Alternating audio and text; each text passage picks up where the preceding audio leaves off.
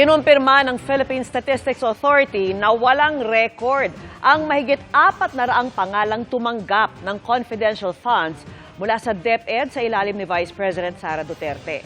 Ilang bagong resibo pa ang kinwestiyon ng mga kongresista dahil sa hindi magkakatugmang pangalan at pirma. At nakatutok si Jonathan Andal.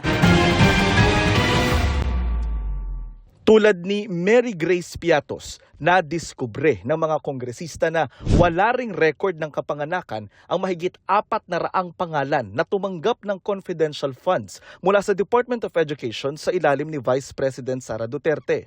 Batay yan sa kumpirmasyon ng PSA o Philippine Statistics Authority sa House Committee on Good Government and Public Accountability. Out of 677 individuals, 405 ay walang birth certificate o walang record sa birth certificate o pwede nating sabihin na non-existent. Ang ibang pangalan may record sa PSA pero maraming kapangalan.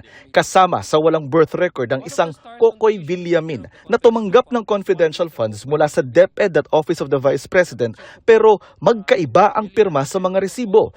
May bagong mga resibo rin kinwestiyon ng mga kongresista. Si Alice Crescencio, nakapangalan sa 3 resibo pero magkakaiba ang pirma at address. Sina Sally at Sheila, magkaiba ang pangalan pero pareho ang pirma. Medyo kalokohan na po ito. Ay itong mga taga-pirma o tagagawa nitong mga ARs na ito ay hindi coordinated.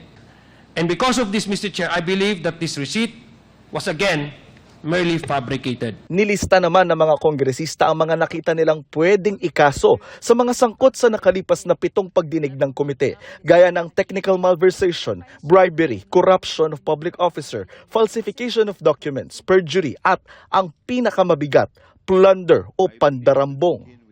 Kapag hinanap sa iyo kung nasaan yung funds or saan napunta at wala kang masagot, the law presumes na binulsa mo. Given the amount we are talking about here, this may be under the crime of plunder.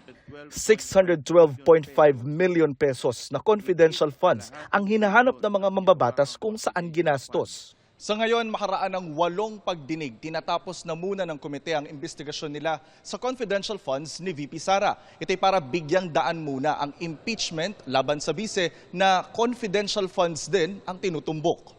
Pero kinwestiyon ito ni Congresswoman Franz Castro, paano na raw iimbestigahan ang 2 military colonel na pinagbigyan di umano ng daang milyong pisong confidential funds ni VP Sara. Bakit tinigil na natin doon? Hindi natin pinatawag yung 2 security officer na involved o yung tumanggap. Nagsalita na rin po yung AFP na nagkakaroon na rin po sila ng internal investigation.